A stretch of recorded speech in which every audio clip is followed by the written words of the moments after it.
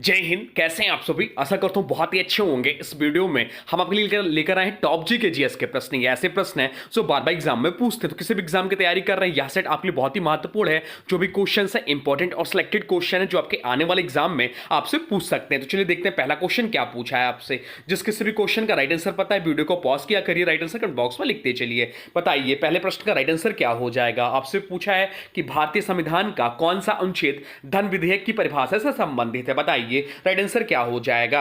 Right answer जो हो जाएगा वो हो जाएगा ऑप्शन डी, अनुच्छेद 110 इस प्रश्न का राइट आंसर हो जाएगा। अनुच्छेद 110 भारतीय संविधान में धन विधेयक की परिभाषा और विशेषताओं को निर्दिष्ट करता है। धन विधेयक केवल लोकसभा में ही प्रस्तुत किया जा सकता है और इसे राज्यसभा संशोधित नहीं कर सकती, केवल सिफारिश दे सकती है। केवल लोकसभा अध्यक्ष या प्रमाणित करते हैं कि कोई विधेयक धन विधेयक है या कि नहीं। इसे अनुच्छेद 110(1) में विस्तार से परिभाषित किया गया है या अनुच्छेद 117 से संबंधित प्रक्रियाओं से भी जुड़ा हुआ है। बाकी विकल्पों की बात करें तो यह भी इंपॉर्टेंट है। अनुच्छेद 120 संसद की भाषा से संबंधित है। अनुच्छेद 100 संसद में मतदान से संबंधित। अनुच्छेद 115 अनुपूरक अतिरिक्त अनुदानों से संबंधित है। अब चलते हैं अगले प्रश्न की ओर, देखते हैं अगला प्रश्न क्या पूछा है आपसे। अगला प्रश्न जो पूछा है वह पूछा है निम्न में से कौन सा अनुच्छेद, आपसे पूछा कि निम्न में से कौन सा अनुच्छेद भारत के संविधान में राष्ट्रपति द्वारा शपथ या अभिपुष्ट से संबंधित है। बताइए राइट आंसर क्या हो जाएगा। राइट आंसर कमेंट बॉक्स में लिख दीजिए। तो राइट आंसर जो हो जाएगा वो हो जाएगा ऑप्शन डी, अनुच्छेद 60 इस प्रश्न का राइट आंसर हो जाएगा। अनुच्छेद 60 में भारत के राष्ट्रपति द्वारा पद ग्रहण से पूर्व ली जाने वाली शपथ या अभिपुष्टि का उल्लेख किया गया है। यह शपथ भारत के मुख्य न्यायाधीश या उनके अनुपस्थिति होने पर सर्वोच्च न्यायालय के वरिष्ठतम न्यायाधीश द्वारा दिलाई जाती है। राष्ट्रपति शपथ लेते समय यह प्रतिज्ञा करते हैं कि वह संविधान का संरक्षण, संविधान का संवर्धन और संविधान की रक्षा करेंगे। बाकी विकल्पों की बात करें तो अनुच्छेद 66 जो है उपराष्ट्रपति के निर्वाचन से संबंधित है। अनुच्छेद 57 जो दिया हुआ है राष्ट्रपति के पुनः निर्वाचन से संबंधित है। अनुच्छेद 54 जो है राष्ट्रपति के निर्वाचन की प्रक्रिया से संबंधित है। तो और क्या ध्यान रखना है आपको कि राष्ट्रपति का कार्यकाल, तो राष्ट्रपति का कार्यकाल जो है वह 5 वर्षों का होता है अनुच्छेद 56 के अनुसार। पुनर्निर्वाचन की अनुमति अनुच्छेद 57 में दिया गया। शपथ दिलाने वाला अधिकारी कौन होता है, तो मुख्य न्यायाधीश होता है। अब चलते हैं अगले प्रश्न की ओर, देखते हैं अगला प्रश्न क्या पूछा है आपसे। अगला प्रश्न जो पूछा है वह पूछा है निम्नलिखित में से कौन सी घटना 1919 से पहले घटी थी। आपसे पूछा है कि निम्नलिखित में से कौन सी घटना 1919 से पहले घटी थी, आपसे पूछा है। चलिए बताइए राइट आंसर क्या हो जाएगा। तो कांग्रेस का लाहौर अधिवेशन जो हुआ था वह 1929 में हुआ था। कब हुआ था कांग्रेस का लाहौर अधिवेशन, तो यह 1929 में हुआ था। चौरी चौरा कांड कब हुआ था, चौरी चौरा कांड जो हुआ था वह 1922 में हुआ था। आपका कब हुआ था, तो यह जो हुआ था 1922 में हुआ था।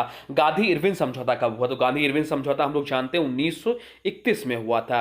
आपसे पूछा कि निम्नलिखित में से कौन सी घटना 1919 से पहले घटी थी, तो इसका मतलब हो जाएगा जो हो जाएगा वो हो जाएगा ऑप्शन डी सही हो जाएगा। ऑप्शन डी बंगाल विभाजन। बंगाल विभाजन इस प्रश्न का राइट आंसर हो जाएगा। बंगाल का विभाजन 1905 में लॉर्ड कर्जन द्वारा किया गया था। कब किया गया था बंगाल का विभाजन, तो बंगाल का विभाजन जो हुआ था वह 1905 में लॉर्ड कर्जन द्वारा हुआ था।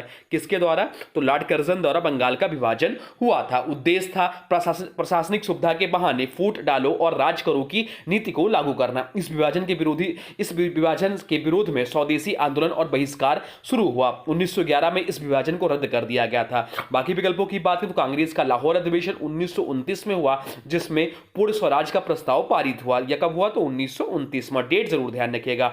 चौरी चौरा कांड की बात करें तो 1922 में हुआ। असहयोग आंदोलन की समाप्ति का कारण बना। 1922 में हुआ और असहयोग आंदोलन के समाप्ति का कारण बना। गांधी इरविन समझौता की बात करूं तो यह 1931 में घटना घटी, जिसके बाद लंदन में राउंड टेबल कॉन्फ्रेंस में शामिल हुए। अब चलते हैं अगले प्रश्न की ओर, देखते हैं अगला प्रश्न क्या पूछा है आपसे। अगला प्रश्न जो पूछा है बहुत ही महत्वपूर्ण प्रश्न हो जाता है। आपसे पूछा कि भारतीय मुद्रा के 50 रुपए के नोट पर निम्नलिखित में से कौन सा रूपांकन मौजूद है। आपसे पूछा है कि भारतीय मुद्रा के 50 रुपए के नोट पर निम्नलिखित में से कौन सा रूपांकन मौजूद है। चलिए बताइए राइट आंसर क्या हो जाएगा। बताइए किसका चित्र अंकित है 50 रुपए के नोट पर, तो राइट आंसर जो हो जाएगा वो हो जाएगा ऑप्शन सी, हम्पी का। ऑप्शन सी इस प्रश्न का राइट आंसर हो जाएगा।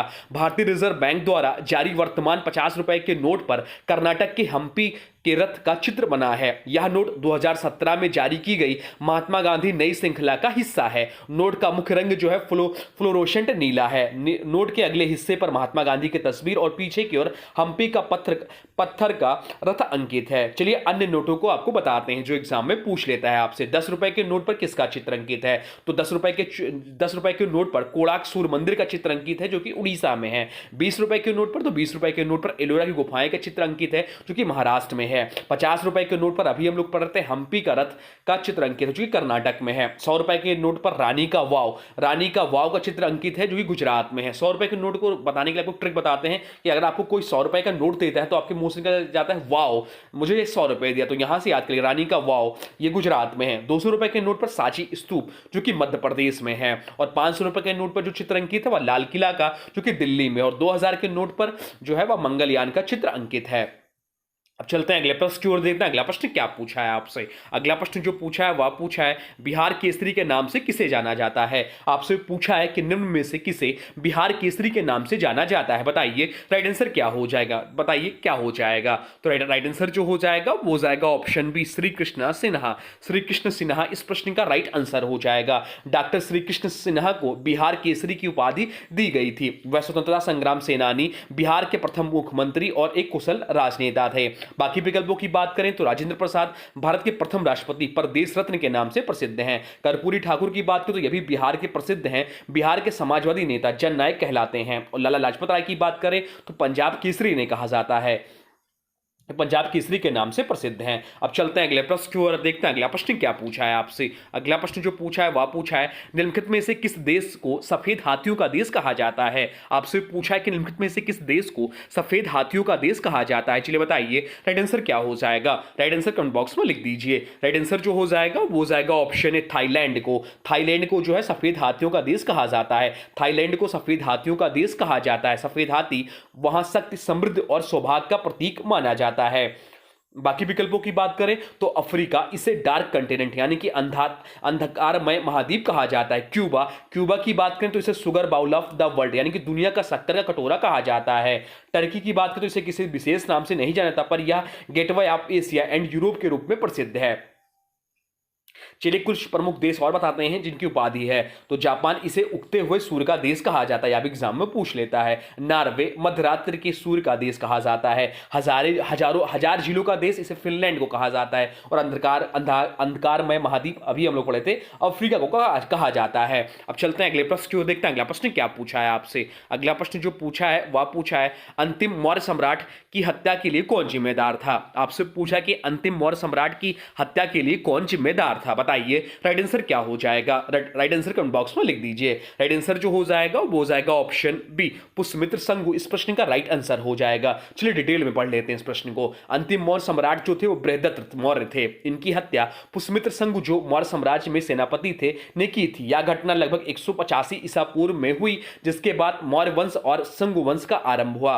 अन्य विकल्पों की बात तो सिम्कु जो है सातवाहन वंश का संस्थापक था। वासुदेव कर्ण की बात करें तो कब्र वंश का अंतिम शासक था, मौर्य वंश से नहीं। कनिष्क की बात तो कुशाण वंश का प्रसिद्ध शासक था। अब चलते हैं अगले प्रश्न की ओर, देखते हैं अगला प्रश्न क्या पूछा है आपसे। अगला प्रश्न जो पूछा है वह पूछा है निम्नलिखित में से कौन सा युग्म सुमेलित नहीं है। आपसे पूछा है कि निम्नलिखित में से कौन सा युग्म जो है सुमेलित नहीं है। अनुच्छेद 312 अखिल भारतीय सेवाएं से संबंधित है, तो यह बिल्कुल सही है। अनुच्छेद 280 वित्त आयोग से संबंधित है, तो यह भी सही है। अनुच्छेद 114 विनियोग विधेयक से संबंधित है, यह भी सही है। ऑप्शन डी देख लेते हैं। ऑप्शन डी जो है अनुच्छेद 79 सर्वोच्च न्यायालय से संबंधित यह दिया गया, तो यह गलत हो जाएगा। ऑप्शन डी है जो इस प्रश्न का गलत आंसर हो जाएगा। अनुच्छेद 79 में भारत की संसद की संरचना का वर्णन है, ना कि सर्वोच्च न्यायालय का। इसके अनुसार अनुच्छेद 79 के अनुसार संसद में राष्ट्रपति, राज्यसभा और लोकसभा होंगे, जबकि सर्वोच्च न्यायालय का उल्लेख अनुच्छेद 124 से 147 में किया गया है, तो ये चीज ध्यान रखना है आपको। अब चलते हैं अगले प्रश्न की ओर, देखते हैं अगला प्रश्न क्या पूछा है आपसे। अगला प्रश्न जो पूछा है वह पूछा है भारतीय संविधान के किस भाग में संघीय कार्यपालिका का प्रावधान है। आपसे पूछा कि भारतीय संविधान के किस भाग में संघीय कार्यपालिका का प्रावधान है। चलिए बताइए राइट आंसर क्या हो जाएगा। राइट आंसर कमेंट बॉक्स में लिख दीजिए। राइट आंसर जो हो जाएगा वो हो जाएगा ऑप्शन ए भाग 5 में। भारतीय संविधान संविधान के भाग 5 में संघ से संबंधित है। इस भाग में अनुच्छेद 52 से 151 तक शामिल है, जिसमें संघीय कार्यपालिका, संसद, न्यायपालिका और महालेखा परीक्षक का उल्लेख किया गया है। संघीय कार्यपालिका के अंतर्गत आते हैं राष्ट्रपति, उपराष्ट्रपति, प्रधानमंत्री, मंत्रिपरिषद, अटॉर्नी जनरल ऑफ इंडिया। बाकी विकल्पों की बात करें तो भाग 3 जो है मौलिक अधिकारों से संबंधित है, भाग 6 राज्यों की कार्यपालिकाओं से संबंधित है, भाग 4 राज्य के नीति निर्देशक तत्वों से संबंधित है। अब चलते हैं अगले प्रश्न की ओर, देखते हैं अगला प्रश्न क्या पूछा है आपसे। अगला प्रश्न जो पूछा है वह पूछा है ललित कला अकादमी की स्थापना कब हुई थी। आपसे पूछा है कि ललित कला अकादमी की स्थापना कब हुई थी, बताइए राइट आंसर क्या हो जाएगा। राइट आंसर जो हो जाएगा वो हो जाएगा ऑप्शन डी 1954 में। ललित कला अकादमी की स्थापना 1954 में की गई थी। यह भारत सरकार द्वारा स्थापित एक राष्ट्रीय कला संस्था है। इसका उद्देश्य भारत में ललित कलाओं जैसे चित्रकला, मूर्तिकला, ग्राफिक आर्ट्स आदि के संवर्धन, संरक्षण और प्रचार है। इसका प्रचार करना। इसका मुख्यालय नई दिल्ली में स्थित है। यह भारत की 3 राष्ट्रीय अकादमियों में से एक है। संगीत नाटक अकादमी जिसकी स्थापना 1953 में प्रदर्शन कला के लिए है। साहित्य अकादमी 1954 साहित्य के लिए। ललित कला अकादमी दृश्य कला के लिए संबंधित है। 1954 में इसकी भी स्थापना। यह संस्कृति मंत्रालय के अधीन कार्य करती है, यह भी ध्यान रखना है। अब चलते हैं अगले प्रश्न की ओर, देखते हैं अगला प्रश्न क्या पूछा है आपसे। अगला प्रश्न जो पूछा है वह पूछा है निम्नलिखित में से कौन सा महासागर दुनिया का तीसरा सबसे बड़ा महासागर है। आपसे पूछा है कि निम्नलिखित में से कौन सा महासागर दुनिया का तीसरा सबसे बड़ा महासागर है। चलिए बताइए राइट आंसर क्या हो जाएगा। तो राइट आंसर जो हो जाएगा वो हो जाएगा ऑप्शन बी हिंद महासागर। हिंद महासागर इस प्रश्न का राइट आंसर हो जाएगा। पृथ्वी पर 5 प्रमुख महासागर है। पृथ्वी पर जो है 5 प्रमुख महासागर है। पहले पे आ जाता है प्रशांत महासागर, दूसरे पे जो आपका आता है वो आता है अटलांटिक महासागर, अटलांटिक महासागर। तीसरे पे कौन सा, तीसरे पे जो आपका आता है वो आता है हिंद महासागर, हिंद महासागर। चौथे पे जो आपका आता है वो आता है आपका दक्षिणी महासागर यानी कि साउथर्न ओशन। और 5वें जो आर्कटिक महासागर होता है सबसे छोटा होता है। तो सबसे बड़ा जो है वो प्रशांत महासागर है सबसे बड़ा, और आर्कटिक महासागर जो है सबसे छोटा। हिंद महासागर का क्षेत्रफल लगभग 70.56 मिलियन वर्ग किलोमीटर या एशिया, अफ्रीका, ऑस्ट्रेलिया और अंटार्कटिका के बीच फैला हुआ यह एकमात्र महासागर है जिसका नाम एक देश भारत के नाम पर रखा गया है। तो क्या क्या ध्यान रखना है आपको। सबसे बड़ा महासागर जो है प्रशांत महासागर है। सबसे छोटा महासागर कौन सा, तो सबसे छोटा महासागर जो है आर्कटिक महासागर है। सबसे गहरा बिंदु कौन सा, तो सबसे गहरा बिंदु जो है महासागरों में वह मारियाना गर्त है जो कि प्रशांत महासागर में है। अब चलते हैं अगले प्रश्न की ओर, देखते हैं अगला प्रश्न क्या पूछा है आपसे। अगला प्रश्न जो पूछा है वह पूछा है भारतीय संविधान के निम्नलिखित में से कौन सा अनुच्छेद भारत के राष्ट्रपति के चुनाव से संबंधित है। आपसे पूछा कि भारतीय संविधान के निम्नलिखित में से कौन सा अनुच्छेद भारत के राष्ट्रपति के चुनाव से संबंधित है। चलिए बताइए राइट आंसर क्या हो जाएगा। राइट आंसर जो हो जाएगा वो हो जाएगा ऑप्शन डी अनुच्छेद 54। इस प्रश्न का राइट आंसर हो जाएगा अनुच्छेद 54 भारतीय संविधान में भारत के राष्ट्रपति के चुनाव की प्रक्रिया से संबंधित है। इसके अनुसार भारत के राष्ट्रपति का चुनाव एक निर्वाचन मंडल द्वारा किया जाएगा। या निर्वाचन मंडल निम्नलिखित में से मिलकर बनता है। संसद के दोनों सदनों के निर्वाचित सदस्य, राज्यों और केंद्रशासित प्रदेशों दिल्ली एवं पुडुचेरी की विधानसभाओं के निर्वाचित सदस्य। अन्य विकल्पों की बात करें तो अनुच्छेद 74 मंत्रिपरिषद की सहायता और सलाह से संबंधित है। अनुच्छेद 103 संसद सदस्यता की अयोग्यता पर निर्णय से संबंधित है। अनुच्छेद 78 प्रधानमंत्री के राष्ट्रपति के प्रति कर्तव्यों से संबंधित है। अब चलते हैं अगले प्रश्न की ओर, देखते हैं अगला प्रश्न क्या पूछा है आपसे। अगला प्रश्न जो पूछा है वह पूछा है निम्नलिखित में से कौन सी नदी अपने उद्गम स्थल के साथ गलत सुमेलित है। आपसे पूछा है कि निम्नलिखित में से कौन सी नदी अपने उद्गम स्थल के साथ गलत सुमेलित है। तो गंगा नदी जो कि इसका उद्गम स्थान है गंगोत्री हेमनद, यह एकदम सही है। महानदी इसका उद्गम स्थल दिया हुआ है सिहावा पर्वत, यह भी सही है। गोदावरी इसका जो उद्गम स्थल है त्र्यंबकेश्वर, यह भी सही है। सतलुज इसका डल झील दिया हुआ तो यह गलत हो जाएगा। इसलिए इस प्रश्न का राइट आंसर हो जाएगा ऑप्शन डी सतलुज झील। इस प्रश्न का राइट आंसर हो जाएगा सतलुज झील जो कि गलत सुमेलित है। सतलुज नदी का उद्गम रासक झील के पास मानसरोवर झील के निकट तिब्बत में होता है, डल झील में नहीं। डल झील जो है जम्मू कश्मीर में स्थित एक प्रसिद्ध झील है, नदी का उद्गम स्थल नहीं है। अब चलते हैं अगले प्रश्न की ओर, देखते हैं अगला प्रश्न क्या पूछा है आपसे। अगला प्रश्न जो पूछा है वह पूछा है राशि के मापन और उसकी इकाई का कौन सा युग्म सुमेलित नहीं है। आपसे पूछा है कि राशि के मापन और उसकी इकाई का कौन सा युग्म सुमेलित नहीं है। चलिए बताइए राइट आंसर क्या हो जाएगा। तो दाब का जो इकाई है वह पास्कल है, या एकदम सही है। द्रव्यमान का इकाई जो है किलोग्राम है, या भी सही है। तापमान का इकाई केल्विन है, या भी सही है। वजन का जो इकाई दिया हुआ घन मीटर दिया हुआ, यह गलत हो जाएगा। ऑप्शन डी जो है यह गलत सुमेलित है। वजन का घन मीटर दिया हुआ यह गलत हो जाएगा। वजन बल की राशि है ना कि आयतन की। इसकी एसआई यूनिट जो एसआई इकाई जो है वह न्यूटन है। क्या है इसकी इकाई, तो न्यूटन है ना कि घन मीटर है। ना कि घन मीटर। घन मीटर तो आयतन की इकाई होती है। बाकी विकल्पों की बात तो दाब की इकाई पास्कल ही है, द्रव्यमान की इकाई किलोग्राम है, तापमान की इकाई केल्विन है, वजन की इकाई न्यूटन है। अब चलते हैं अगले प्रश्न की ओर, देखते हैं अगला प्रश्न क्या पूछा है आपसे। अगला प्रश्न जो पूछा है वह पूछा है उच्चतम गुणवत्ता वाला कठोर कोयला निम्नलिखित में से कौन सा है। आपसे पूछा है कि उच्चतम गुणवत्ता वाला कठोर कोयला निम्नलिखित में से कौन सा है। चलिए बताइए राइट आंसर क्या हो जाएगा। राइट आंसर कमेंट बॉक्स में लिख दीजिए। राइट आंसर जो हो जाएगा वो हो जाएगा ऑप्शन बी एंथ्रोसाइट्स। इस प्रश्न का राइट आंसर हो जाएगा।